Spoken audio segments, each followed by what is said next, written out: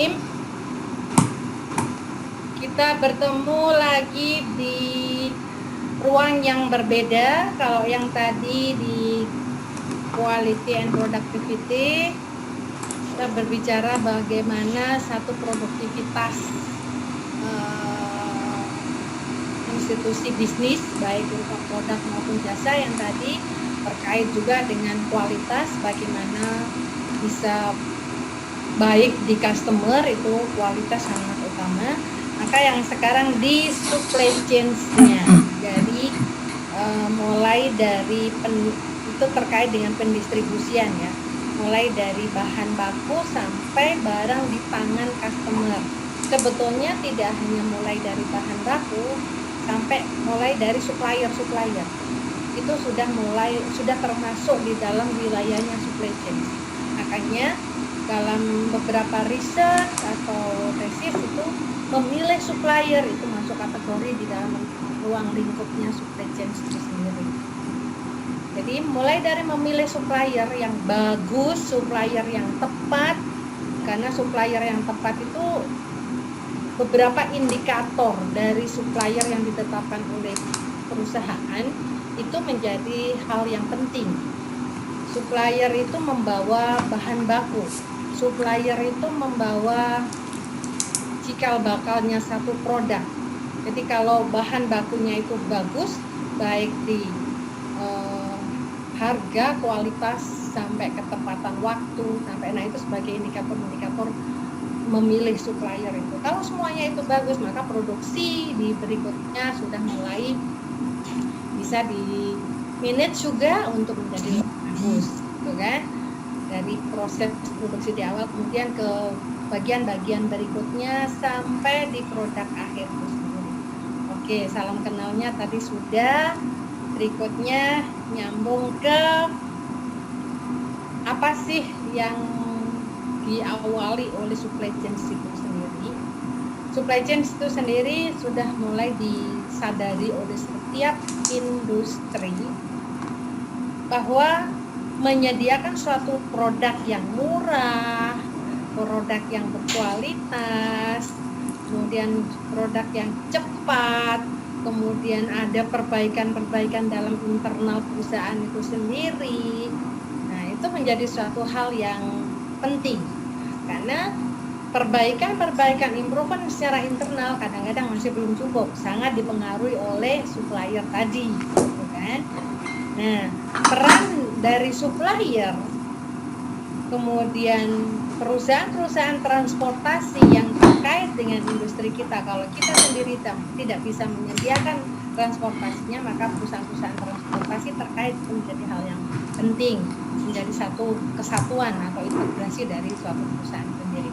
Jadi peran supplier, transportasi, jaringan distribusi, distributor kita itu sampai ke pengecer, nah itu menjadi satu bagian yang satu kesatuan dalam supply chain itu sendiri. Kemudian kesadaran untuk bisa mendapatkan produk yang murah, cepat, berkualitas, itu bisa hal-hal yang seperti itu yang diharapkan itu bisa melahirkan satu konsep supply chain management itu sendiri. Jadi supply chain management itu boleh dikatakan, kalau saya bilang sih relatif baru, karena ya tahun 90-an di Indonesia juga mulai disadari itu di saat tahun 2000-an baru sadar benar akan karena di Indonesia sendiri sekitar tahun 90-an baru mulai konsep-konsep supply chain itu sendiri. Tahun 2000-an mulai diimplementasikan, walaupun tidak banyak perusahaan-perusahaan yang menerapkan manajemen supply chain itu sendiri. Pada saat tahun 2006 lah kira-kira. Di 2004 saya selesai S3, di 2006 saya sudah mulai sharing, di 2004-2005 saya sudah mulai sharing di Magister Manajemen. Itu banyak saya bukan berdebat ya, diskusi panjang terkait supply chain dengan logistik. Nah, banyak perusahaan sebelum mengenal konsep supply chain, tapi mereka sudah menyiapkan tentang logistik itu sendiri. Nah, sehingga di antara beberapa mahasiswa satu sama yang lain itu istilahnya besar-besarannya, lebih besar logistik, lebih besar supply chain. Nah, karena masih konsep supply chain itu masih belum baku saat itu, jadi masih menjadi satu problem perdebatan yang panjang saat itu. Nah, di sini istilah supply chain itu baru dikemukakan oleh Oliver and Weber itu tahun 82. Indonesia masuk mengenali tahun 90-an. Banyak mulai diimplementasikan di beberapa pusat tahun 2000-an. Sepemahaman saya waktu itu seperti itu. Dengan supply chain itu perluasan dari satu konsep yang memandang manajemen logistik, itu yang tadi saya bilang tadi kan, bahwa apa itu logistik, apa itu supply chain, karena waktu itu masih banyak yang diskusi yang panjang. Nah, apa itu supply chain? Supply chain itu manajemen rantai pasokan yang merupakan serangkaian pendekatan yang digunakan untuk mengintegrasikan, menyatukan antara pemasok, supplier, pabrikan itu sendiri. Kemudian jika pabrikan itu mempunyai gudang yang terpisah, maka harus mengaitkan juga dengan gudang dan beberapa toko distributornya. Semuanya dilakukan bagaimana mengintegrasikan itu agar efisien. Kalau efisien itu maka barang yang diproduksi dan distribusikan akan mempunyai kuantitas dan waktu yang pas, yang tepat.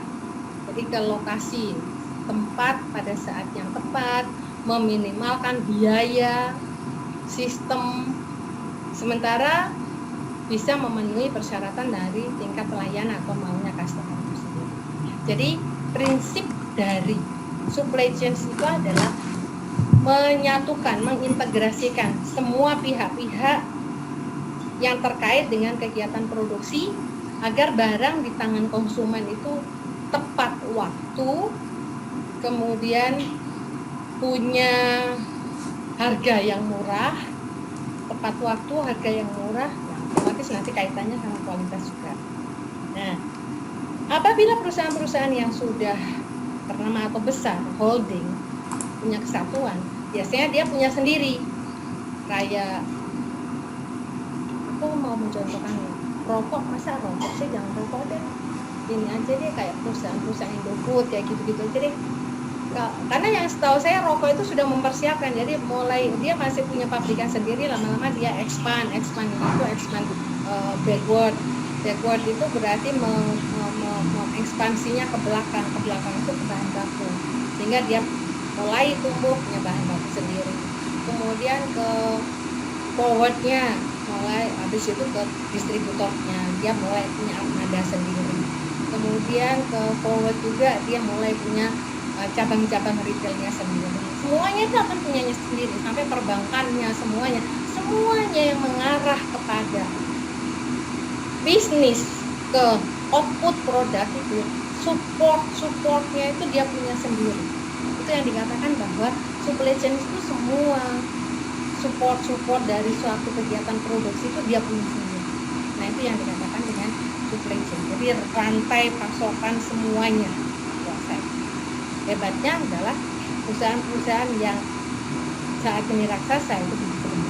Nah, apakah startup sekarang bisa ke depan? Bisa. Nah, bisa. Sekarang startup yang awal ya katakan distributornya, sekarang distributor kan udah ada Gojek, ada itu, ya nggak masalah, tetapi punyalah istilahnya yang tetap lah. Jadi mitra yang tetap. Kemudian supplier itu kalau bisa punya supplier yang tetap. Makanya ada beberapa riset tesis, bukan beberapa, sudah mulai banyak sih saya rasa, memilih supplier. Karena apa? Keterlambatan supplier itu sangat mempengaruhi kegiatan produksi ke depan. Keterlambatan supplier, keterlambatan bahan baku sangat mempengaruhi biaya. Jadi jika bahan bakunya terlambat, maka perusahaan akan satu menggaji karyawan yang nganggur, nggak ada yang dikerjakan, produksinya nggak ada, bahan bakunya nggak ada, membayar karyawan yang nganggur. Per jam kerja sudah berapa? Satu.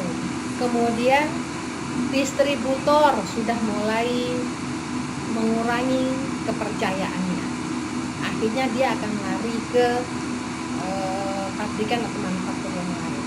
Yang sangat penting hilangnya peluang, loss opportunity-nya sangat besar itu. Kenapa? Customer yang tadinya sudah bagus, sudah nggak percaya, dia tidak sekedar nggak percaya, dia sudah menyebarkan informasi yang memberikan ketidakpercayaan pada kita. Jangan ambil di situ, paling nanti nggak barangnya nggak ada. Kadang-kadang saya suka telat, mending yang pasti aja deh, cari yang lain. Nah, itu yang sangat fatal. Itu hanya gara-gara salah. Nanti kalau saya seumur kegiatan aktivitas produksi, saya punya usaha A, B, C, D yang ya walaupun kadang-kadang insidentil, saya yang punya ini. Ada satu hal dalam sejarah pribadi saya, satu hal yang sangat bagi saya adalah, saya pikir rugi uang mungkin enggak, tapi down secara mental ilmu saya. Jadi saya menjadi salah satu supplier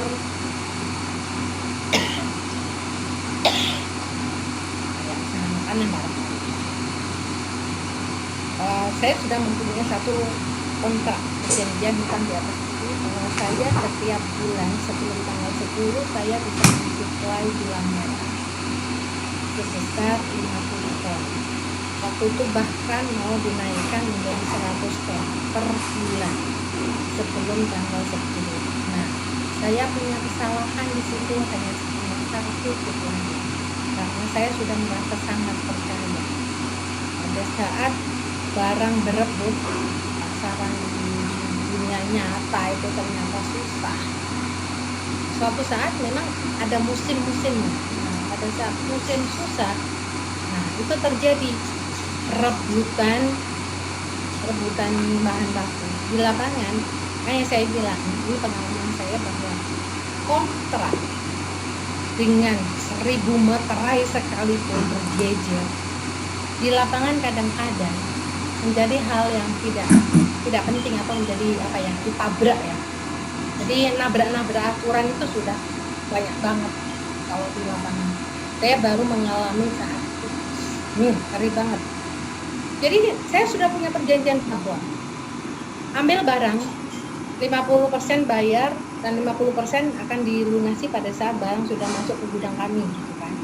Nah, gara-gara curah hujan yang tinggi, kemudian orang-orang mitra kami itu mengambil barang di daerah Papua. Nah, terlambat beberapa jam. Jadi harusnya sore ini mengambil sampai di posisi penyedia bahan baku itu sendiri, itu sore. Kemudian di situ ada hujan yang besar dan istilahnya banjir, daerahnya nggak bisa dijangkau saat itu. Akhirnya kami sudah telepon, orang kami ini sudah telepon bahwa Pak Iji besok pagi saya ambil karena ini nggak bisa ditembus. Sampai di lokasi harusnya jam 8, itu nyampe di lokasi jam 9, tambah 1 jam hilang barang itu. Jadi ada di depan kami itu ada salah satu lagi dari perusahaan yang lain. Pak Haji, aku mau ambil ini 50 ton. Ini barang akan saya bayar cash, grade. Uangnya dilempar terus. Uangnya dilempar terus. Katanya Pak Haji. Dan itu ambil. Orang kami tahu bahwa barang itu adalah barang kami yang nggak bisa berbuat. Kenyataannya sudah terjadi. Nah, itulah yang saya tekankan banget, makanya saya paling keras dan concern, jangan pernah punya satu supplier.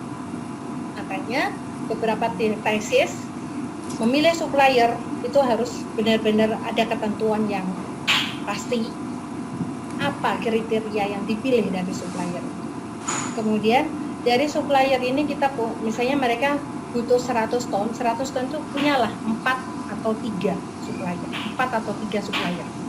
Nah, posisi 4 atau 3 supplier ini di saat 4 atau 3 ini masih ada lah cadangan supplier yang lain. Itu hemat saya, terutama saya kencengin karena berdasarkan pengalaman saat itu udah luar biasa. Gitu ya, itu untuk supplier terkait dengan supply chain sendiri. Berikutnya, ya aku masih kembali di atas lagi ya. Supply chain jaringan perusahaan, rangkaian atau jaringan itu terbentang dari penambang bahan mentah sampai ke dari hulu ke hilir. Perusahaan tersebut termasuk supplier, pabrik, distributor, toko retail, serta perusahaan pendukung jasa logistik, misalnya transportasinya, gudangnya, itu adalah perusahaan-perusahaan pendukung. Ada 3 hal yang harus dikelola dalam supply chain. Yang pertama adalah aliran barang dari hulu ke hilir. Bahan baku dikirim dari supplier ke pabrikan, setelah diproduksi selesai ke distributor, pengecer, kemudian sampai ke tempat pemakai akhir. Itu rangkaian dari supply chain, benar-benar dari hulu sampai hilir. Itu yang harus di-manage oleh bagian supply chain manager. Tadi udah bisa membedakan dengan logistik. Lanjut, struktur dari supply chain yang sederhana, dari hulu ke hilir, dari supplier sampai ke end user, sampai customer yang paling akhir. Itu yang dikatakan rangkaian supply chain. Lanjut. Nah, gambar dari supply chain itu sendiri mulai dari material, biaya yang terkait di situ di dalamnya, kemudian ada supplier itu menguasai ya, supplier ke manufaktur, supplier ke beberapa gudang. Nah, gambar berikutnya Mas, Mbak, ya iki, coba lihat ini. Dari supplier itu dari ujung pojok kiri atas, itu supplier itu bisa kemana-mana. Jadi sebaliknya seperti yang saya katakan tadi, bahwa kita sebagai manufaktur jangan pernah punya satu supplier. Sama halnya dengan supplier itu juga begitu. Saya tidak tergantung dengan satu manufaktur. Saya bisa punya link ke banyak manufaktur. Nah, supplier ini misalnya dia punya kapasitas produksi bahan baku ini, katakan dia punya 500 atau 5.000 ton, 500 ton misalnya. Dia nggak akan tergantung pada satu perusahaan besar saja. Walaupun si perusahaan A, perusahaan besar, dia punya kemampuan membeli 500 ton, tapi si supplier tidak akan berani memberikan 500 tonnya kepada satu manufaktur. Dia akan punya beberapa, di gambar ini aja dia punya 3 ya, di gambar yang di slide ini kan dia punya 3 aliran manufaktur, ya kan? 3 aliran manufaktur di situ. Katakan dia punya 500. Si manufaktur yang pertama yang besar tuh dia mampu mengambil 500 ton misalnya, tapi dia tidak akan memberikan 500 tonnya kepada salah satu manufaktur tersebut. Meskipun si manufaktur yang A ini mampu membayar besar, mahal, dia nggak akan ngasih ke satu saja. Nah, itu pengalaman yang pernah saya alami kan, yang seperti itu. Saya terlalu tergantung pada satu supplier. Akhirnya ya begitu satu fail, waduh, saat itu udah benar-benar dalam mental saya itu sampai bilang gini sama suami, itu mau tak taruh di mana mukaku ini. Rugi uang enggak, rugi mental luar biasa. Akhirnya benar-benar ada hikmah di balik itu. Akhirnya saya bisa coba tender ke salah satunya ada PTP, kemudian saya sampai ke Jawa Timur, sampai ke mana di ujung Banten sana. akhirnya menemukan banyak supplier di situ. Itulah salah satu hikmahnya adalah pembelajaran satu kendala bisa melahirkan banyak peluang. Ternyata seperti itu. Oke, itu ya sama sebaliknya ya, supplier juga tidak hanya tergantung salah satu manufacturing. Berikutnya, terus dia akan lanjut ke mas gambar yang tadi sih. Nah, oke. Berikutnya, dari rangkaian ke end user, si customer akhir, itu semuanya masih dalam pemantauan kita sebagai perusahaan besar, manufaktur. Kita ini akan memantau sampai ke end user, sampai ke pemakai akhir. Contoh di gambar ini adalah manufaktur yang kedua deh. Dia langsung ke bercabang, ada yang bisa langsung ke end user terakhir. Bisa seperti. Nah, ada satu perusahaan misalnya kayak apa? Saya pernah menemukan itu loh, kayak di bungkusnya sasetan apa ya? Sasetannya Royco misalnya.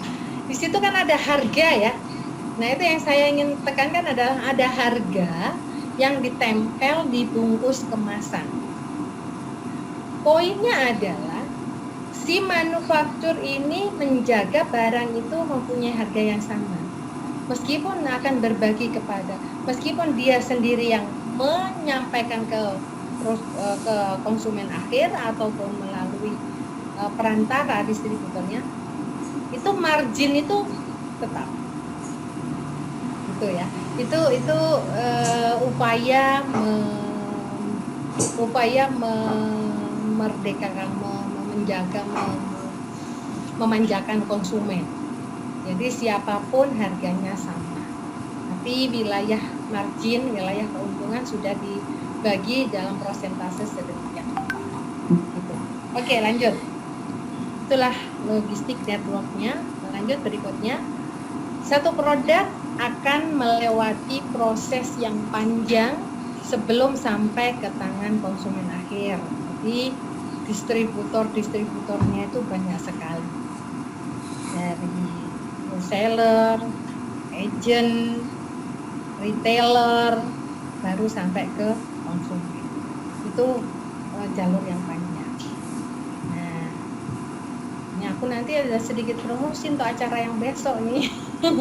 Nah, di Network 21 End-to-End Connect besok yang disampaikan oleh Samuel Ginting PSG, di balik acara pembelajaran itu ada kegiatan bisnisnya di belakangnya itu. Nah, di belakangnya itu ada kegiatan bisnisnya, salah satunya adalah kita bisa berhubungan langsung dengan produsen, sehingga kita bisa memangkas distributor ini. Jadi distributor 1, 2, 3 akan menjadi bagian dari margin yang bisa kita peroleh. Itulah kaitannya dengan acara yang besok. Oke, lanjut berikutnya. Oke, manajemen rantai suplai mempertimbangkan setiap fasilitas itu yang berdampak pada biaya. Karena setiap tempat, setiap pos itu memainkan peran dan peran untuk kebutuhan pelanggan dan pemasok, dan masing-masing juga mempunyai fasilitas manufaktur melalui gudang dan pusat distribusi sampai ke pengedar dan toko.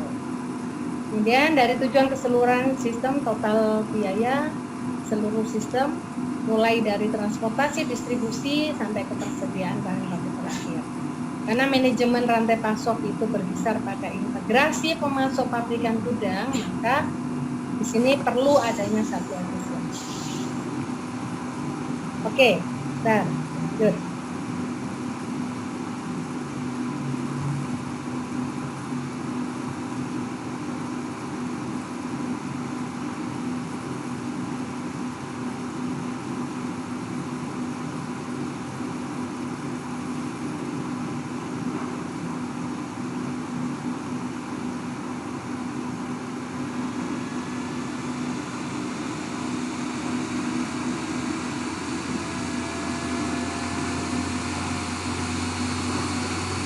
Oke, saya lanjutkan lagi. proses perencanaan, penerapan, pengendalian bahan, barang dalam proses, barang jadi, terus informasi yang terkait dengan titik bahan baku ke titik konsumsi untuk pelanggan sesuai dengan keinginan pelanggan. Kenapa kita melakukan sesuai keinginan pelanggan? Boleh dikomentari? Boleh dikomentari? Kenapa proses perencanaan, penerapan, pengendalian bahan, barang dalam proses, barang jadi, dan informasi terkait dari titik bahan baku sampai ke titik konsumsi yang untuk pelanggan itu sesuai dengan keinginan pelanggan. Kenapa? Ya saya Rosa Bu, ya menurut saya ini untuk menciptakan kepuasan bagi pelanggan dan kemudian dia bisa mengorder kembali ya. Dia puas dan itu ujungnya juga akan menaikkan profit kita Bu untuk sustain. Ya, oke. Terus ada lagi? Saya boleh menambahkan Bu? Ya. Jadi kenapa kita beracun kepada keinginan pelanggan? Karena suatu produk itu kalau sesuai dengan apa yang diinginkan pelanggan, berarti ada kepuasan tersendiri. Jadi, oh iya, ini pangsa pasar, karena target kita kan pelanggan ya Bu. Jadi, pangsa pasar kita harus sesuai, produk itu harus sesuai dengan yang diinginkan oleh pelanggan. Oke. Ada lagi? Ini lebih ke efisiensi perusahaan itu sendiri Bu dalam memproduksi barang tersebut, tambahannya. Ya, efisiensi, terus kepuasan pelanggan. Terus apa lagi? Awalnya kita membuat produk atau melakukan jasa kan ada order dari customer atau pelanggan Bu. Terus outcome-nya juga kita harus memberikan customer satisfaction-nya dari semuanya ya gitu. Jadi dari hulu sampai hilirnya larinya juga ke pelanggan ya Bu ya. Ada lagi? Ya, saya tambahin Bu. Keberlangsungan perusahaan Bu. Ya, keberlangsungan perusahaan. Ada satu lagi, masih ada lagi? Iya Bu. Tadi teman-teman sampaikan tentang aspek kepuasan pelanggan ya. Dan salah satu yang saya lihat adalah rasa aman dan rasa nyaman yang bisa dirasakan oleh pelanggan. Misalnya untuk produk-produk tertentu yang misalnya butuh sertifikasi halal gitu kan ya. Itu biasanya pelanggan perlu jaminan itu untuk memastikan bahwa mulai dari bahan baku sampai produk itu jadi sampai ke pelanggan itu sudah sesuai dengan keinginan dan ekspektasinya pelanggan gitu. Mungkin gitu.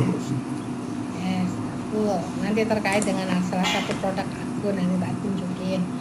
Ada satu lagi, opportunity-nya. Di mana letak opportunity-nya? Gimana? Dapat meningkat pelanggan, jadi sehingga pelanggan tidak akan lari ke perusahaan lain. Ya. Satu lagi, ada opportunity lagi? Mengembangkan perusahaan. Ya, bagi customer yang puas, dia akan loyal. Tidak hanya sekedar loyal, di atasnya lagi, jadi ada kepuasan, ada loyalitas, di atasnya lagi ada satu lagi apa? Kebutuhan. Rekomendasi. Kalau sampai si customer merekomendasikan, itu kan sudah melebihi dari petugas marketing dari perusahaan sendiri, tahu nggak maksud saya? Iya. Nah, 10 customer yang puas, satisfaction-nya tercapai, 10 customer yang loyal, maka 10 akan merekomendasikan. Kalau 10 itu merekomendasikan kepada 10 lagi, tanpa sepengetahuan perusahaan, maka akan terjadi market share-nya sudah melebihi dari target market share-nya si perusahaan sendiri. Itu yang paling diharapkan oleh produsen. Jadi di situ supply chain yang terjaga, mulai dari hulu sampai hilir, dari bahan baku dari supplier sampai ke customer terjaga. Jadi kalau saya ngomong ini kadang-kadang ada yang nyeletuk nih, iya Bu, konsep sih enak gitu ya. Si pelaku ini, saya juga konsep, saya juga pelaku, saya bilang gitu kan. Nah, saya juga konsep, saya juga pelaku. Nah, secara konsep memang menjaga sustainable-nya supply chain ini mulai dari supplier sampai ke pelanggan, kemudian meningkatkan lagi si pelanggan, si customer itu punya customer satisfaction, kepuasan, dia akan meningkat ke loyalitas, bahkan dia akan meningkat lagi loyalitas adalah untuk dirinya, dia akan membeli kembali, itu loyal. Tapi tidak hanya loyal, dia akan memberikan satu recommended customer yang merekomendasikan, itu yang sangat diharapkan oleh produsen. Kenapa dia sampai merekomendasikan? Karena dia puas, dia sendiri sudah loyal, bahkan dia berani merekomendasikan. Kalau di entrepreneur saya biasanya sampai ngomong sampai lebay tingkat dewa katanya orang-orang. Kenapa? Kalau sampai ada orang kita beli bakso, bagi kita bakso itu enak, kita tidak hanya sekedar untuk menikmati sendiri, kita ngomong ke teman-teman, kamu sudah pernah nyobain itu enggak? Bakso Bawang Malang tuh yang di depannya kampus gitu. Terus lebaynya apa? Kamu harus coba. Kalau kamu belum coba di situ, belum bisa menikmati nikmatnya dunia. Wah, situ lebay tingkat dewa. Udah akhirnya orang jadi penasaran, seenak apa sih Mbak?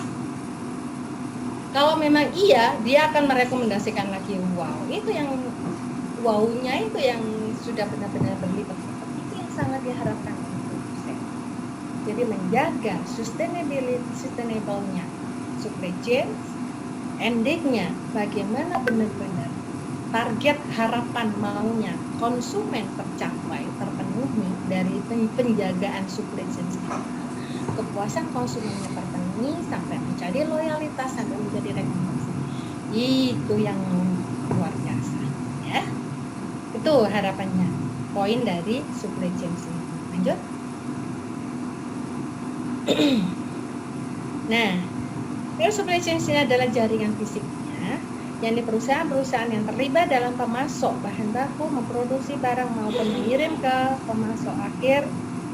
Supply chain adalah metode atau alat untuk pendekatan dalam pengelolaannya.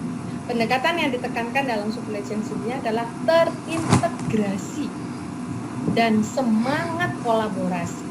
Itu yang diharapkan dari konsep supply chain ini adalah integrasi dan semangat kolaborasinya yang antara satu kesatuan mulai dari hulu sampai hilir. Dan supply chain itu tidak hanya berorientasi pada urusan internal, tapi juga eksternal, yaitu support perusahaan-perusahaan support sampai ke perusahaan akhir. Jadi perusahaan-perusahaan partner itu menjadi satu concern dari pengimplementasi supply chain itu. Perusahaan yang mengimplementasikan supply chain itu. Oke, lanjut berikutnya. Dengan mempertahankan sustainabilitasnya supply chain, maka persaingan yang terjadi bukan hanya di perusahaan satu dengan lainnya, tetapi lebih tepat dikatakan bahwa supply chain yang satu dengan supply chain lainnya. Kalau antar supply chain satu dengan yang lainnya menjadi satu integrasi, maka secara otomatis di sini akan menjadi satu kekuatan besar. Maka kompetitor yang lain adalah rasanya kayak wah nggak level gitu ya, karena di sini sudah besar sendiri. Coba bayangkan sekarang model kayak ini perusahaan-perusahaan raksasa itu kan entah itu perusahaan apa, perusahaan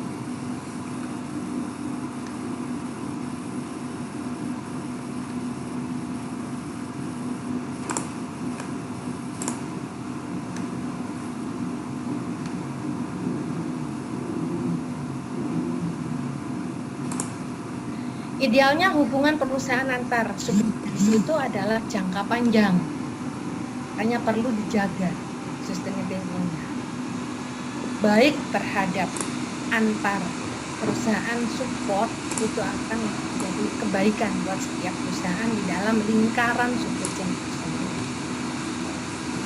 Apakah perusahaan di Indonesia telah menerapkan dalam perusahaannya? Nah, di tahun 2000-an aja saya sudah bilang kan, di tahun 2004, 2006 saya sudah berkolaborasi dengan beberapa, ya ada beberapa mahasiswa yang di perusahaan-perusahaan besar itu sudah menerapkan seperti itu.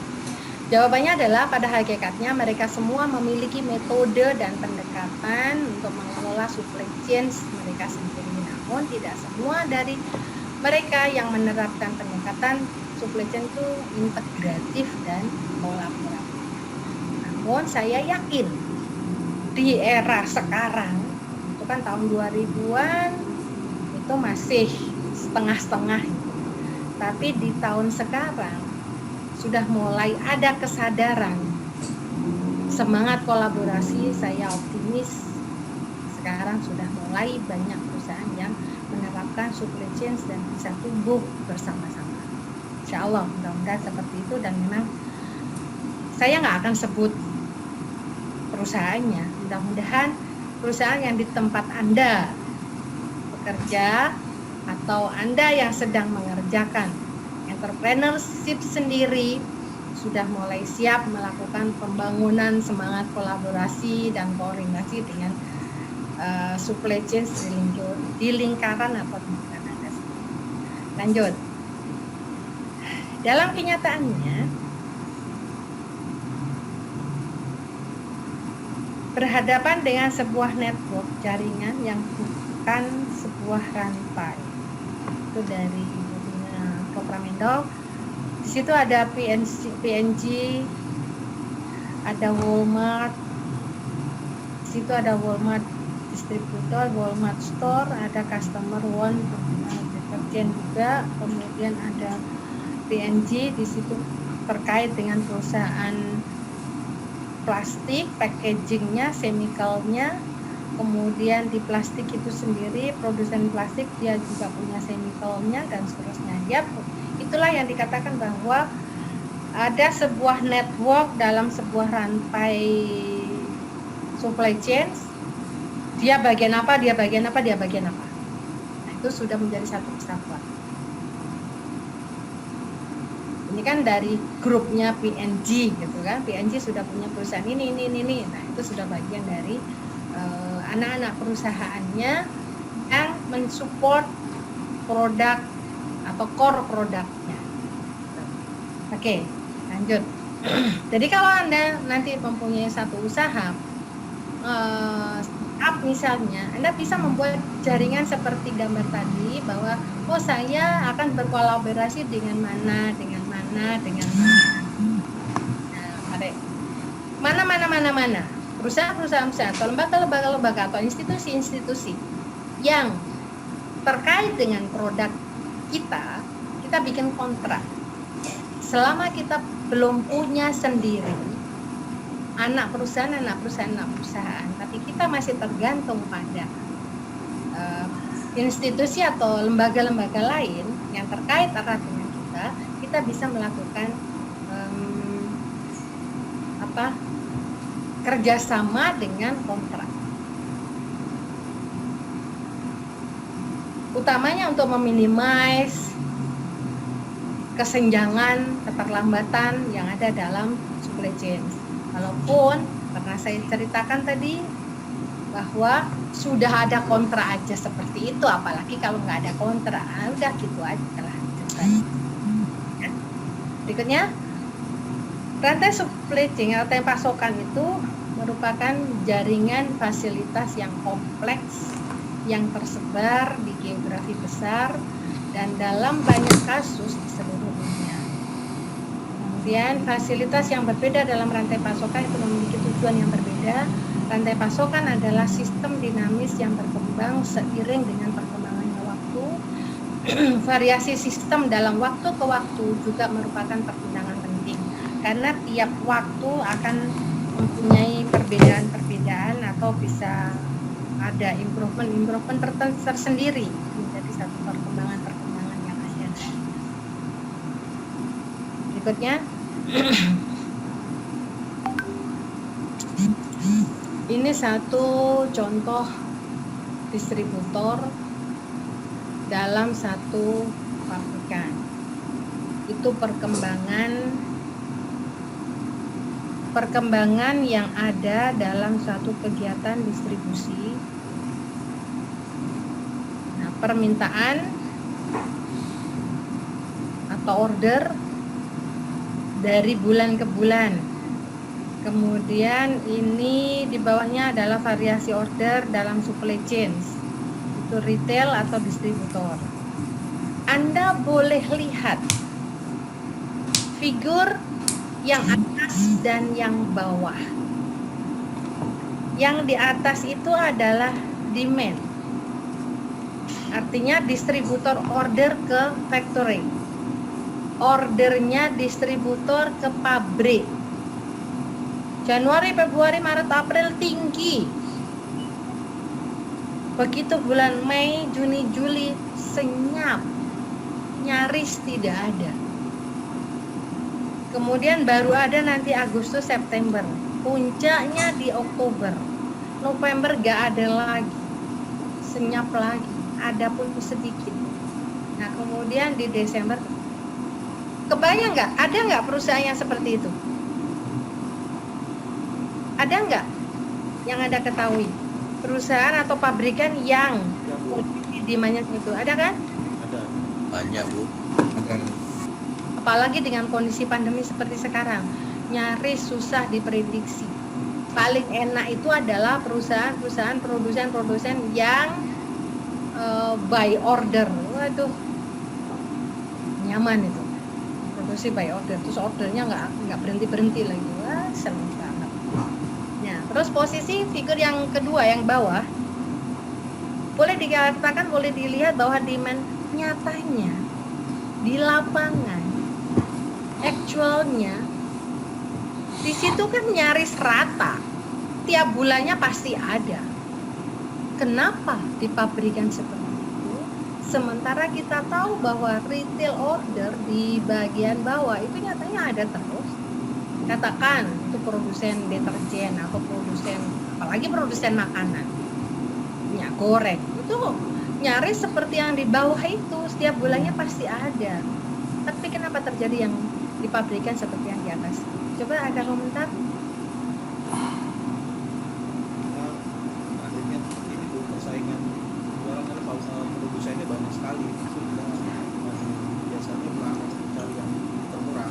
Ya, kalau yang termurahnya dia kalau tidak bisa bersaing di pasaran, ya dirugikan.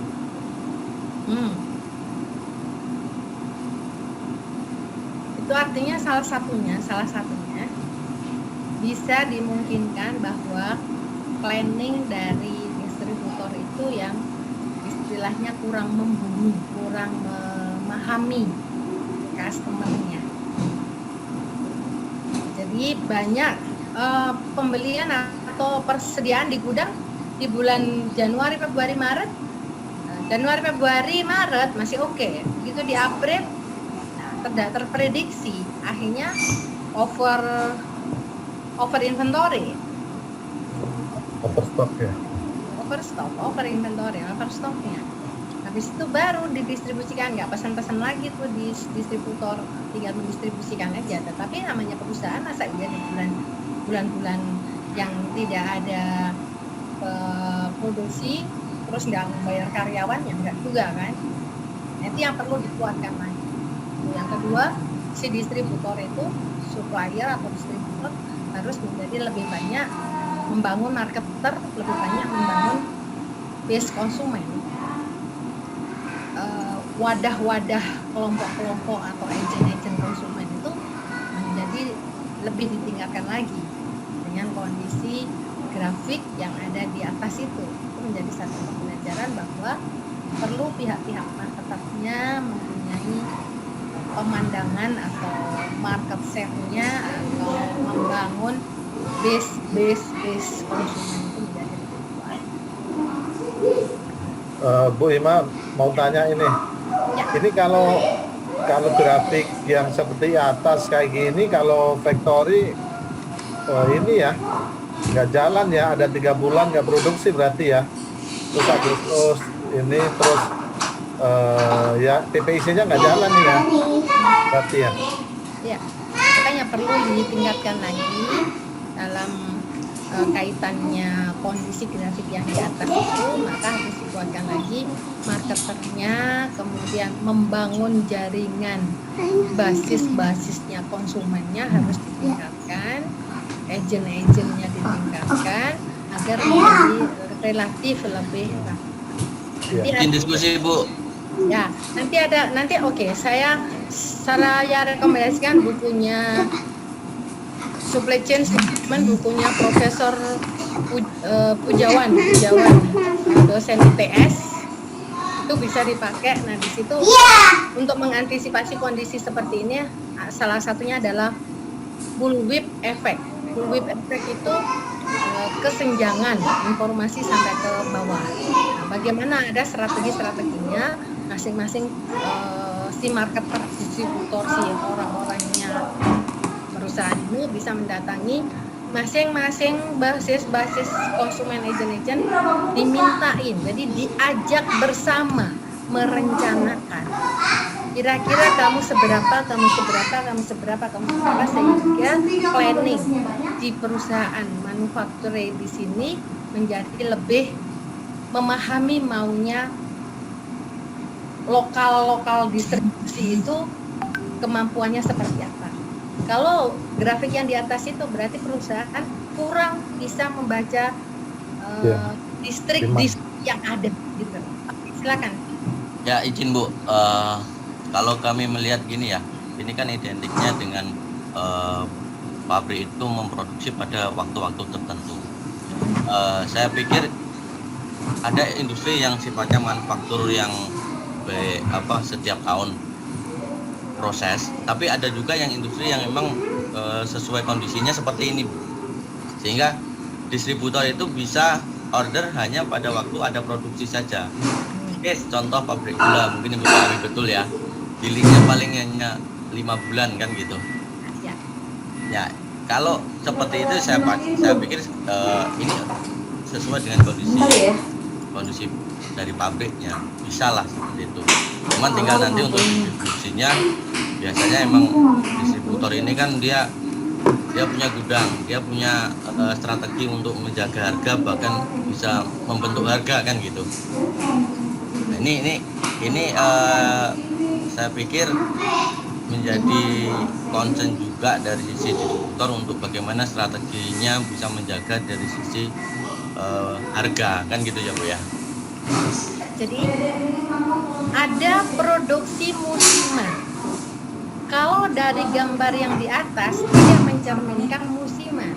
Misalnya kuartal pertama produksi, kuartal kedua adalah distribusi. Nah, dengan kuartal kedua distribusi ini kuartal pertama yang produksi itu sudah bisa menjamin di kuartal kedua itu akan terselesaikan juga semuanya gitu loh. Nah, kalau di figur yang atas ini kan tidak beraturan. Kalau dibilang musiman juga nggak musiman juga. Lihat aja di bulan November nggak ada. Kalau produksi perusahaan-perusahaan atau manufaktur sifatnya musiman itu ada musim-musim tertentu. 4 bulan produksi tinggi, 4 bulan itu relatif adalah produksi tapi nggak banyak. Tapi di situ hampir sama, habis itu meningkatnya itu juga hampir sama. Itu sudah terplanning dari awal juga, dan itu sudah dikondisikan, dan itu juga sudah dipahami oleh distributor yang lain, termasuk di agent yang paling bawah sudah bisa memahami bahwa ini tinggal ambil stok.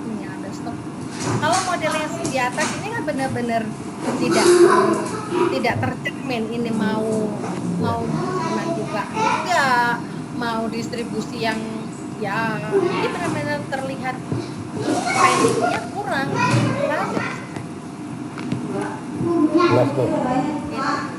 Akan beda dengan industri musiman, dia punya planningnya terlihat musim-musim tertentunya. Ya, oke. Ada lagi? Kalau nggak ada lanjut. Oke. Mencocokkan antara penawaran dan permintaan merupakan satu tantangan utama. Itu yang tantangan sangat utama. Mencocokkan antara penawaran dengan permintaan. Ini yang secara tertulis gampang nulisnya. Tapi implementasi butuh strategi yang luar biasa.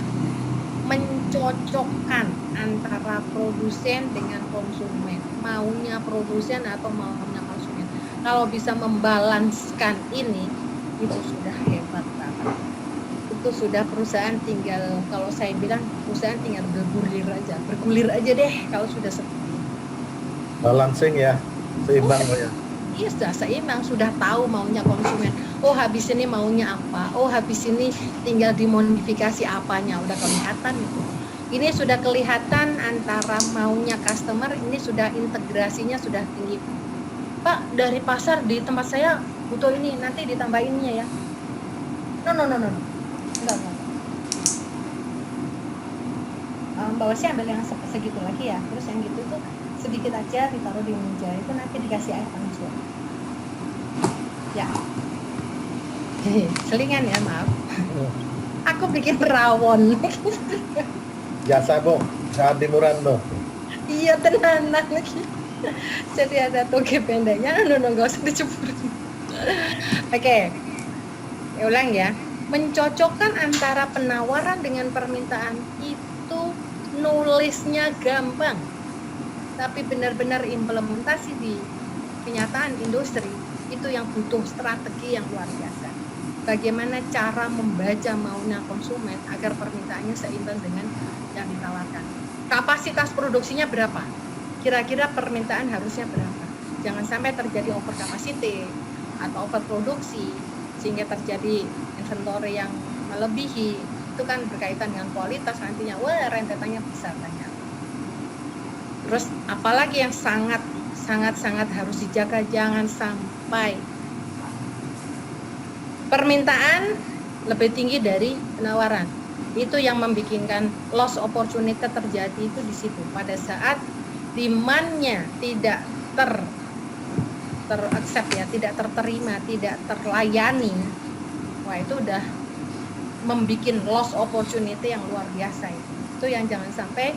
Makanya, tapi Bu, bagaimana dengan perusahaan-perusahaan yang sampai bisa inden? Ya, itu hebat. Kalau sudah bisa customer trust dengan produk kita, mereka mau menunggu, itu sudah hebat.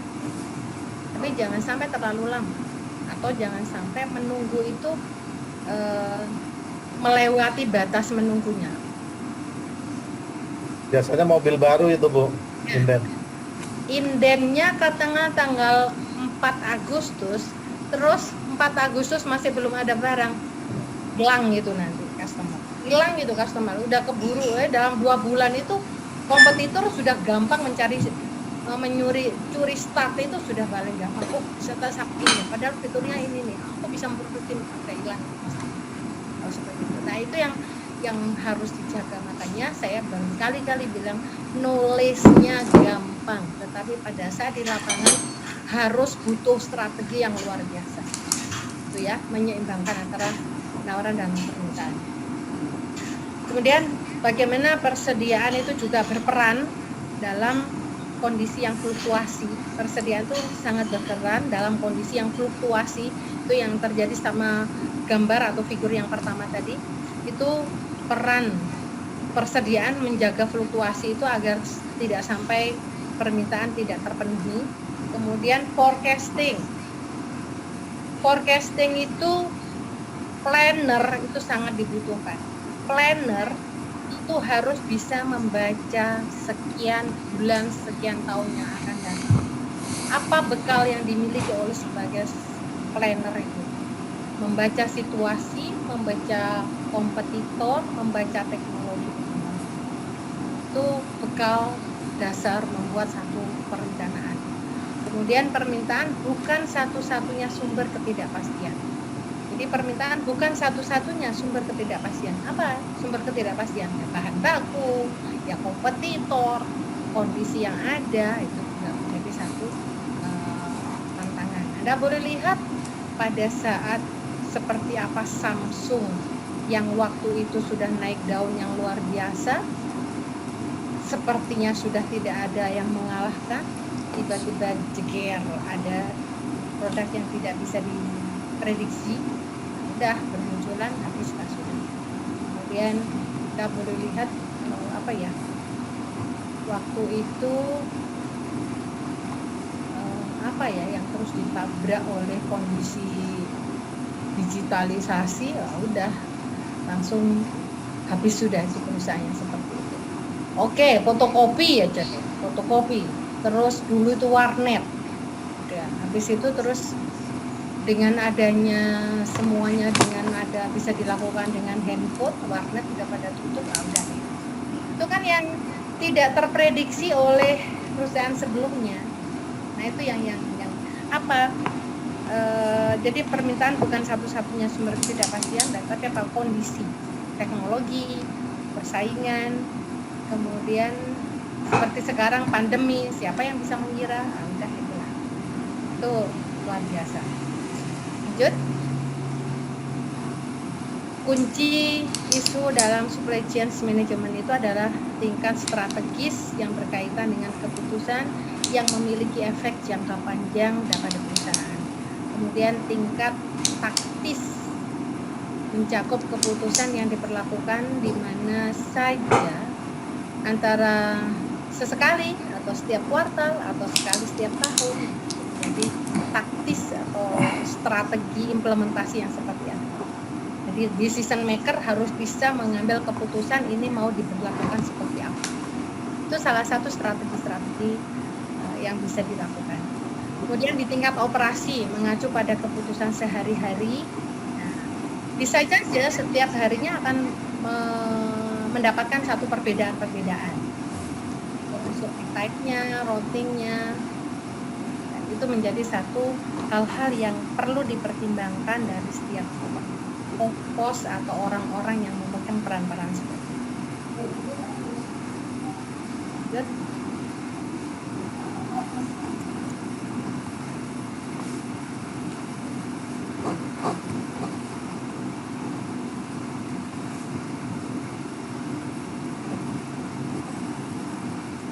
Oke.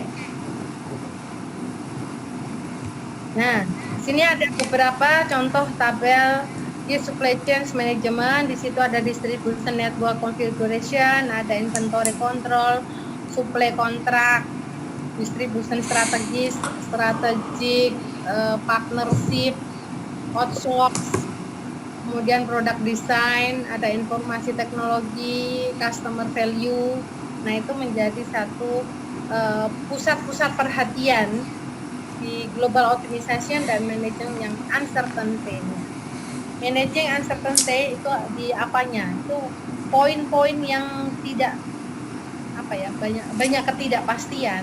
Ini perlu diperhatikan di titik-titik tersebut. Itu secara teori seperti itu, nanti bisa dicek secara implementasi. Oh, di dalam konsep atau teori seperti ini. Nah, berarti untuk implementasinya coba poin-poin yang seperti inventory control. Nah, itu menjadi satu hal yang tidak pastian harus dipastikan. Oke. Ya. Berikutnya, distribution network configuration-nya. Pertimbangkan beberapa memproduksi produk, melayani sekumpulan pengecer. Pertimbangkan beberapa hal. Ini ada translate yang kurang pas. Pertimbangkan beberapa hal untuk memproduksi satu produk itu yang melayani sekumpulan dari beberapa pengecer yang tersebar di beberapa letak geografis. Masing-masing letak geografis itu biasanya mempunyai kebutuhan yang berbeda. Poinnya di situ. Sehingga kita tidak bisa, istilah orang Jawa, disamaratakan tiap-tiap pengecer. Itu nggak bisa. Jadi lihat masing-masing wilayah atau daerah itu pasti akan kebutuhan yang berbeda, punya budaya kultur yang berbeda, dia akan punya permintaan yang berbeda, terutama terkait dengan produk-produk yang sifatnya mungkin asal lokal.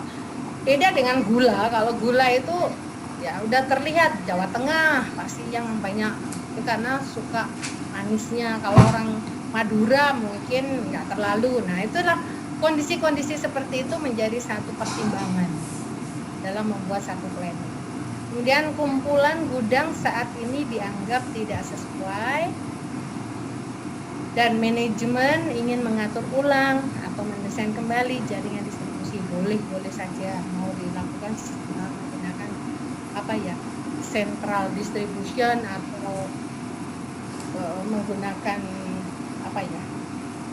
pusat-pusat agen-agen, ya boleh saja. Nanti tergantung dari apakah suatu saat itu akan berubah, konsep-konsep itu bisa tergantung dari kebutuhan dan pertimbangan efisiensi lagi, biaya lagi.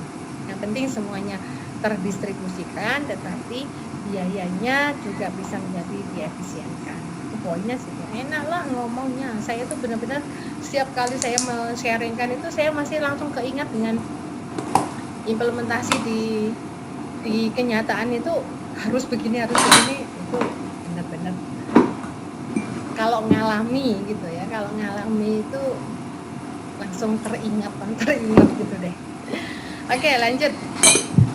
Pertimbangkan pengecer yang menyimpan bahan baku produk tertentu karena permintaan pelanggan itu berubah seiring waktu. Pengecer hanya dapat menggunakan data historis atau memprediksi permintaan.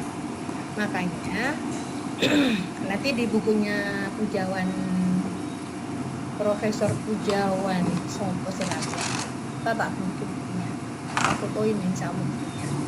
Nah, situ bagaimana caranya mengintegrasikan, bagaimana cara memanage dari hulu ke hilir itu. Bagaimana itu yang paling utama adalah strategi mengintegrasikan dalam jaringan supply chain. Itu yang penting. Minimal itu adalah di distributor itu deh yang mungkin bisa dalam kendali kita pengusaha itu adalah mengendalikan di distributor itu menjadi lebih mudah dibanding kita mengendalikan supplier susah kita kendalikan, tetapi kalau under control kita itu di pengecer distributor di under control kita itu menjadi lebih mudah kita kendalikan, kita kontrol, kita ajak diskusi, kita ajak merencanakan bersama, itu lebih mudah. Nah, salah satu strategi ke supplier, maka kita punya banyak supplier, itu strategi. Jadi kita punya banyak supplier, itu strateginya karena kita tidak bisa mengendalikan mereka, maka kita punya banyak supplier. Sedangkan ke distributor, mereka adalah di dalam kendali kita bisa diskusi dengan mereka, kamu kira-kira di bulan depan butuh berapa? Karena nggak tahu, sekarang kamu punya event apa? Kira-kira dengan event ini kira-kira bisa menyedot berapa? Kemudian jika tidak, normalnya berapa? Sehingga si pabrikan, manufaktur bisa merencanakan bahwa ke depan, bulan depan kelompok ini sekian. Sama aja dengan giant, kalau kita punya distribusi, punya beberapa giant. Produk awalnya sama, tiba-tiba di Giant BSC ada event tertentu di mana gula menjadi daya tarik pada customer-nya, sehingga harga gula diturunkan, sehingga orang yang datang ke situ tidak hanya beli gula aja, dia bisa beli yang lain-lain. Artinya bukan berarti gula dikorbankan, tapi gula itu dibikin daya tariknya. Biasanya si produsen gula, wah gue jadi tumbal, bukan. Itu diangkat diri sendiri aja. Oh, gulaku ini dijadikan primadona untuk menarik konsumen lainnya, customer lainnya. Gitu aja, jangan mengecilkan diri. Nah, saya ulang, dalam kegiatan bisnis atau diri kita sendiri, jangan pernah kita berkata negatif untuk diri kita sendiri. Hanya satu contoh event tadi saja, ini ada dua kacamata, hal yang sama tapi bisa dua kacamata yang berbeda. Misal, gula diturunkan harganya bagi pihak si Giant misalnya, tujuannya untuk menarik customer dengan daya tarik gula. Wah, gula murah, per kilonya 10.000. Biasanya berapa per kilonya kan? Minim-minim 12,5 lah. Gula murah 10.000 per kilo.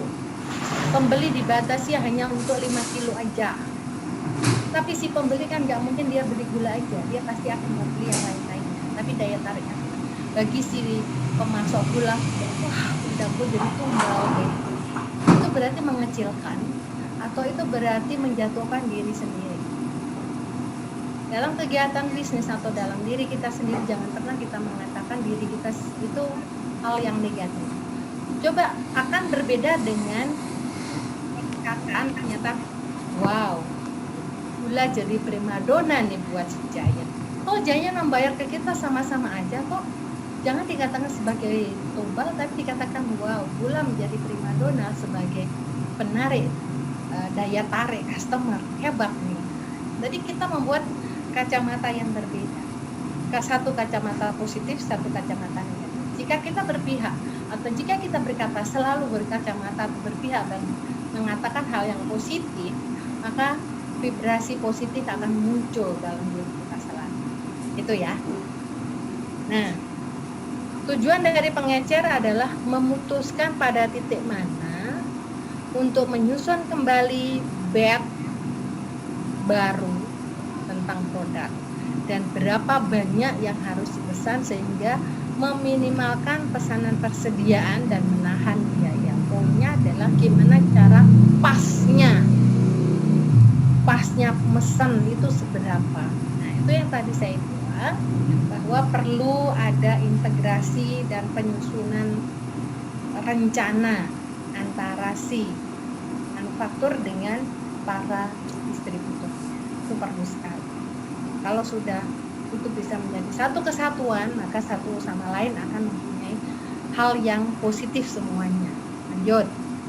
Dalam strategi rantai pasok secara tradisional, masing-masing pihak dalam rantai pasok itu fokus pada keuntungan sendiri dan karena bisa membuat keputusan yang relatif kecil terhadap dampaknya terhadap mitra rantai pasokan. Makanya diperlukan dalam strategi rantai pasokan itu kita bisa melakukan kolaborasi, membuat rencana bersama, itu menjadi optimal, besar. Hubungan antara pemasok dengan pembeli ditetapkan melalui kontrak pasokan. Kontrak pasokan tidak, kalau saya menekankan kontrak pasokan bagus, tapi jangan membuat satu kontrak yang dalam volume bisa disusun bersama. Tapi kontrak pasokan, kontrak antara supplier dengan si customer, supplier dengan manufaktur, memberikan satu kontrak untuk keberlangsungan, kebersamaan. Masalah volume itu bisa dibicarakan bersama, itu menjadi lebih optimal. Oke, lanjut. Ini beberapa kisah suksesnya Walmart. Makanya kalau bisnis terkait dengan kebutuhan sehari-hari, kemudian punya strategi yang pas, itu akan bertahan lama, panjang. Walmart itu apa? Dia produksi kebutuhan sehari-hari. Nah, kalau pengalaman dari umi saya itu, mulai saya belum lahir itu, umi saya sudah ya toko atau menyediakan kebutuhan sehari-hari. Nah, itu akan terus berkembang. Bagaimana membuat strateginya? Makanya saya pernah di beberapa kelas dulu yang sebelumnya, saya pernah cerita bahwa umi saya itu dari lapak biasa sampai saya SD kelas 3, kelas 4 itu toko di Pabro di Lumajang itu toko serba ada. Makanya saya pernah bilang, waduh kalau matahari aja lo kalah jumlah produknya, saya bilang gitu. Karena umi saya tuh punya toko itu produk mulai dari bumbu dapur, kemudian 9 pokok makanan, sampai ke pupuk, sampai ke bensin, spiritus, oli, kawat, baju, sepatu, sendal, semuanya ada di pokoknya. Nah itu kenapa? Padahal diawali dari lapak biasa. Jadi satu strateginya, apa yang dimaui konsumen harus ada. Apa yang ditanyakan konsumen harus ada, sehingga terus menambah. Kemudian berikutnya bagaimana memanage keuangan, itu yang penting. Memanage keuangan sehingga setiap hari terus bertambah. Nah itu perlu sekali. Itu ya.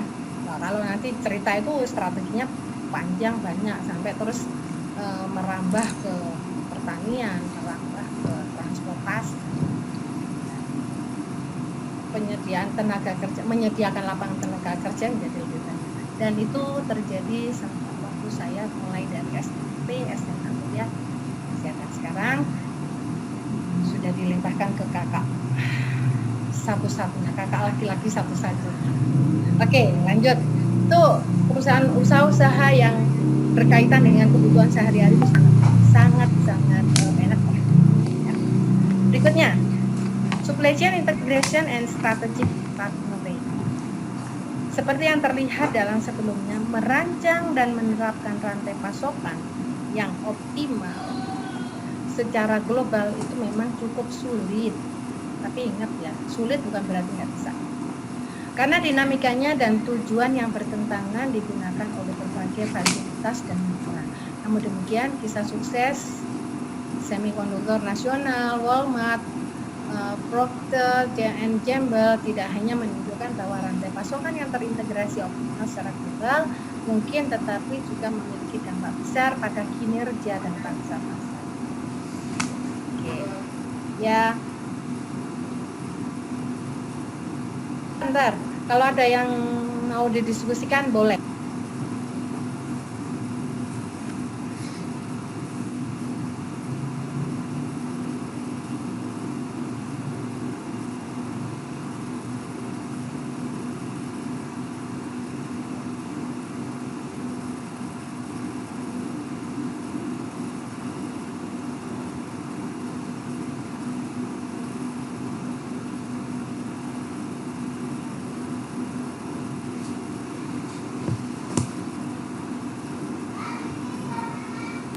Oke, lanjut dikit lagi. Outsourcing and procurement sebagai satu strategi. Lanjut, memikirkan kembali strategi rantai pasokan, maka tidak hanya melibatkan koordinasi berbagai kegiatan dalam rantai pasokan, tapi juga memutuskan apa yang harus dibuat secara internal dan harus dibeli dari sumber-sumber yang dari luar. Lanjut, di sini tinggal lanjut ke diskusi. Itu product design. Product design sebagai hal yang efektif dalam punya peran yang paling bagus dalam rantai pasokan. Kemudian karena desain produk atau jasa itu juga menjadi hal yang penting untuk kepuasan konsumen. Yang paling jelas, desain produk itu dapat meningkatkan kepemilikan persediaan atau biaya transportasi relatif terhadap desain yang lain. Biasanya desain produk itu sering mahal. Biar tidak mahal, nanti ada strateginya. Lanjut. Informasi, teknologi, dan decision support system, teknologi informasi. Kemudian informasi menjadi hal penting dalam membantu keberlanjutan kegiatan produksi. Kemudian beberapa hal yang banyak minat saat ini, manajemen rantai pasokan yang dimotivasi oleh peluang yang muncul karena banyaknya data, penghematan dicapai dengan analisis yang canggih dari datanya. Oke, lanjut. Oke, customer value, nilai pelanggan. Kemudian dalam beberapa tahun terakhir, ukuran ini telah menggantikan ukuran dari kualitas dan kepuasan. Oke, silakan ada yang dikomentari, yang ditanyakan boleh.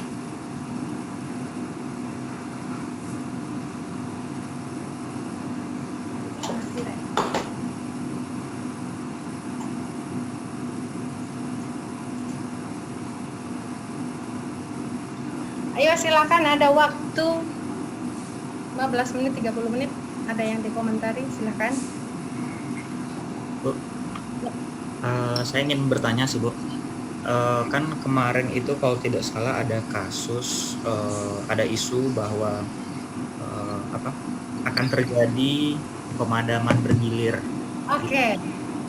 Nah itu akibat dari kalau tidak salah batu bara yang tidak disuplai ke PLN, tapi produksi batu bara ini lebih cenderung suplainya tuh ke luar negeri atau ekspor. Nah, bagaimana Bu? Apakah regulasi yang membuat supply chain ini menjadi seperti menahan supply chain yang baik atau seperti apa? Karena mungkin regulasi dari pemerintah mikirnya kalau seandainya batu bara dinaikkan, otomatis harga listrik juga ikutan naik. Nah, sedangkan produsen batu bara juga menginginkan profit yang lebih tinggi kan. Nah, jadi nggak hanya di batu bara sih, mungkin ada dari sektor-sektor tambang yang lain. Jadi lebih cenderung mereka itu ekspor ke luar negeri. Ya. Oke, batu bara ini sekarang ini PLN itu punya suppliernya dari mana saja? Kebanyakan sih dari Kalimantan sih. Oke, satu. Berarti perlu seleksi supplier lagi, meningkatkan atau memperbesar supplier. Artinya masalah kuota dari masing-masing supplier itu bisa didistribusikan lebih rata. Satu. Sebetulnya kalau ini perusahaan terkait dengan pemerintah, memang yang paling utama kaitannya dengan regulasi. Ya, kaitannya dengan regulasi. Jadi kalau di tingkat elit itu bicaranya masalah politisnya luar biasa ya, regulasi, termasuk yang paling kena banyak imbasnya kan PTP. Itu kan zaman dulu kan PTP wow banget, itu menguasai semua bidang, semua lahan, semua jajaran gitu. Dulu Bu.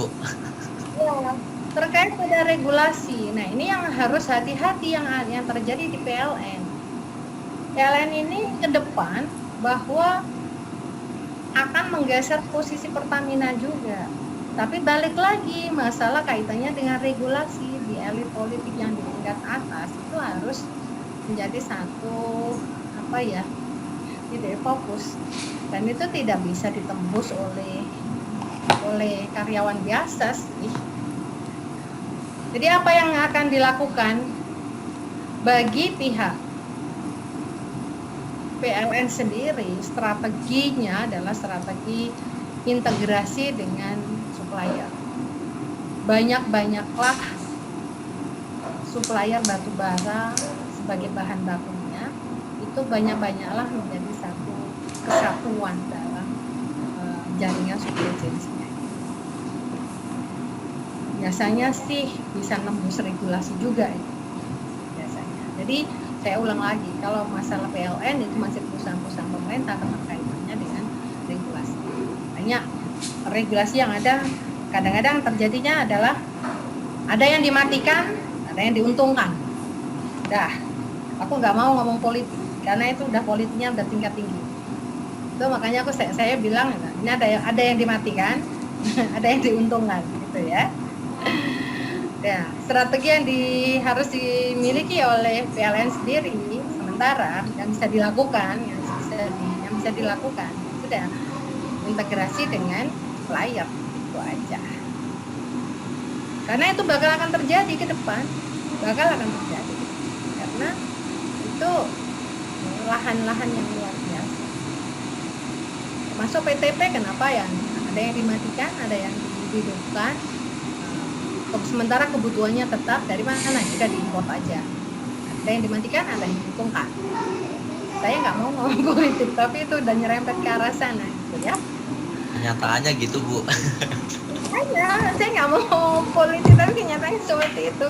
Arahnya ada ke sana, gitu. terkait dengan perusahaan-perusahaan pemerintah ya seperti itu. Oke, ada lagi? Boleh? Saya Bu, saya sharing ini Bu ya, sharing. Boleh. Nah, kalau di kami ini di kuliah tuh itu kan pemakaian pasir bahasanya untuk gambar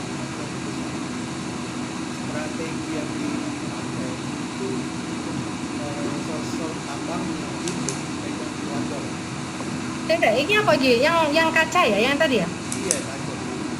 Oke, oke. Itu dipegang keluarga di ruang abang itu nggak boleh. Oke. Jadi itu berpengaruh terhadap harga. Kalau di jadi benar juga, saya ambil kesimpulannya kalau di orang lain nanti itu akan berpengaruh pada fluktuasi harga dan supply. Kalau diambil keluarga, dia makanya tambah kita banyak orang. Ada di Sukabumi ada tuh satu bulan, ada di sana. Terus di Bakabui itu luar biasa. Nah, terus keterkaitannya ya seperti itu. Nah, korelasinya ada lagi yang ibu cerita tentang saya mau supaya tidak ada namanya gula. Kita juga pernah kendala itu cangkang kelapa sawit itu habis kita susah dalam setahun tidak ada, akhirnya ada strategi baru terbanyak supplier terkontrak 1 tahun, akhirnya harga itu jatuh berturun, harga jatuh murah, akhirnya kita bisa sumber cukup banyak, akhirnya harga murah, kita banyak kebutuhannya untuk tahun ke tahun ada terus. Itu sih ini apa namanya sharing dari saya. Betul. Banyak sih sebenarnya sih itu aja dulu. Terima kasih Bu.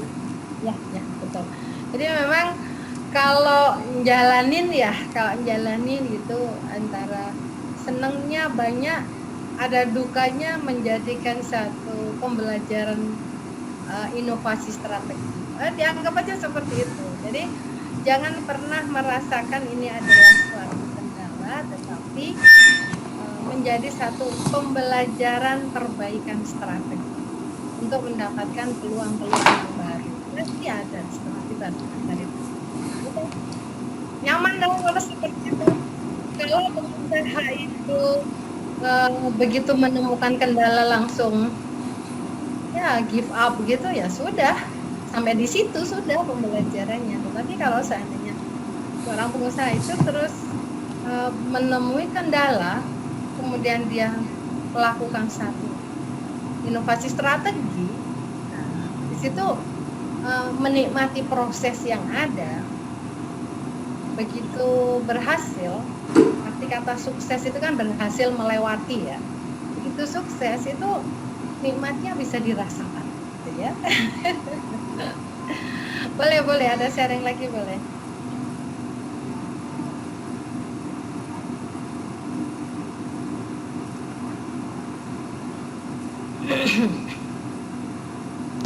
Gimana Samuel? Bu, izin bertanya nih Bu. Ya. Ketika kita suatu perusahaan nih mempunyai sebuah supplier, di mana supplier ini masih anak perusahaannya juga Bu. Oke. Nah, dan di mana ada kendala bahwa part number atau jenis barang yang diproduksi itu banyak jenisnya, sehingga supplier tidak bisa mencukupi due date waktunya. Itu bagaimana ya Bu proses di produksinya sendiri? Apakah memang kita menyesuaikan dengan si supplier atau kita harus mengikuti sebenarnya si customernya?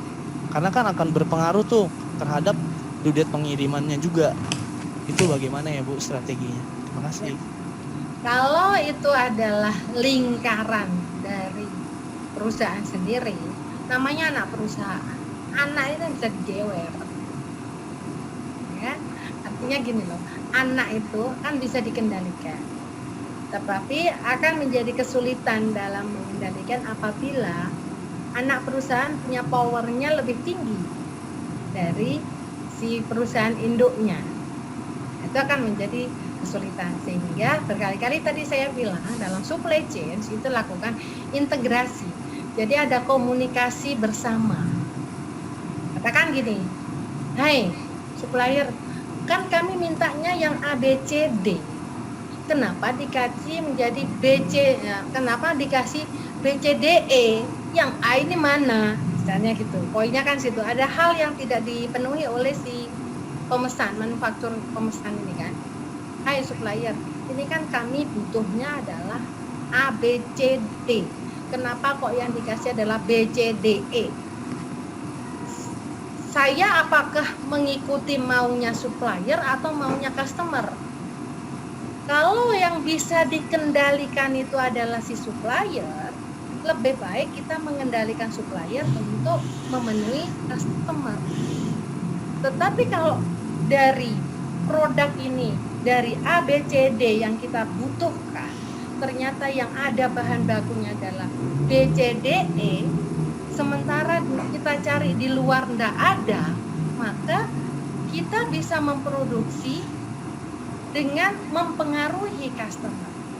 Ini produk baru loh, ini ada fitur baru loh, ini ada kualitas baru loh.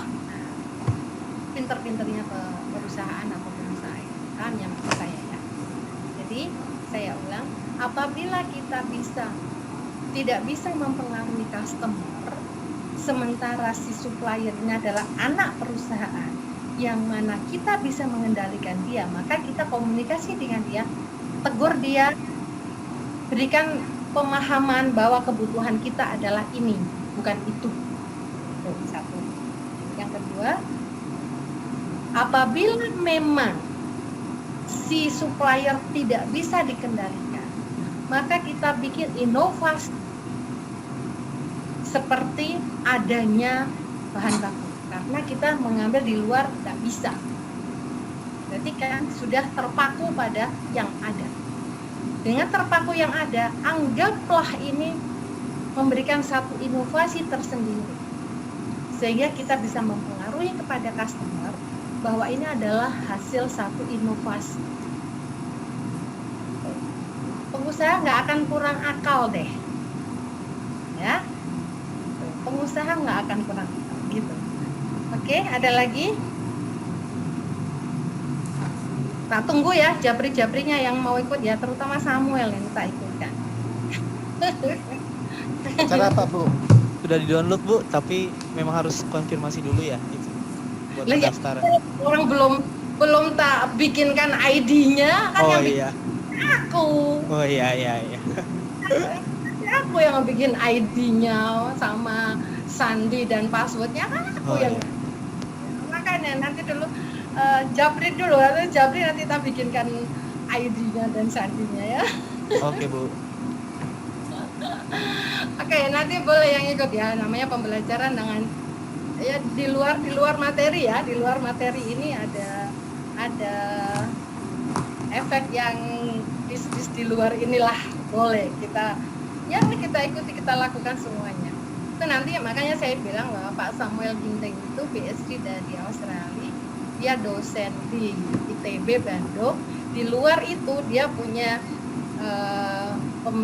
punya komunitas seperti komunitas saya. Jadi saya di komunitas saya bahwa di situ ada bisnis besar yang ada di balik. Nah, kalau mau ikut belajar nanti boleh klik aku ya. Jadi sorry, saya nanti kalau dikaitkan apakah ini pengaruh ke nilai? Enggak. Ini pengaruh ke bisnis kemitraan dengan saya aja. Bukan pengaruh ke nilai ya. Nilai itu yang penting manfaat dari ilmu supply chain itu akan berdampak pada nilai. Gitu deh. Manfaat dari ilmu supply chain management akan berdampak pada nilai. Sementara ada kemitraan dalam bisnis itu adalah urusan di balik akademis. Oke, gitu ya. Tak tunggu japri-japrinya. Oke, ada lagi komentar? Jika nggak ada, saya bilang sama seperti yang di quality tadi, bahwa hari ini kita virtual. Saya mohon izin untuk pekan depan.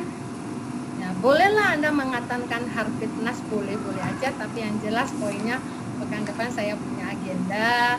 Jadi kuliah tetap kebetulan ada fasilitas pos, maka pekan depan saya mau izin mau pakai pos aja ya. Ya Bu. Sepakat, Oke, Bu. oke. Ada lagi? Kalau enggak ada, halo, bisakah kita bisa foto bersama? Siapa yang bisa memfasilitasi untuk foto bersama? Bisa Bu. Ya. Bu Ima, maaf tadi saya kayaknya belum di absen ya Bu. Ya wes, nanti bilang Belum nyiapin foto pada Ya. orang-orang. wes. Ini Jabri ke saya nanti ya. Yang, Baik Bu. yang belum menunjukkan mukanya. Oke. Siapa yang Paham. halo. Siapa yang akan memotret? Terus nanti tolong nanti itu di grup ya. Oke. Aku tahu. Paham, silakan Paham. Tuh, Pak, katanya Pak Fitra aja udah. Ya udah Pak Rido. Oh, udah Mas Fitra, ayo ditunjuk. Oke, siap ya. Siap ya. Siap 1 2 3. Sekali lagi ya. 1 2 3. Oke. Oke. Di-share di grup ya, Mas Fitra ya. Oke, Iya, saya siap. kira sampai di sini. Assalamualaikum warahmatullahi wabarakatuh. Waalaikumsalam. Terima kasih Bu Ima. Terima kasih Bu. Terima kasih Bu.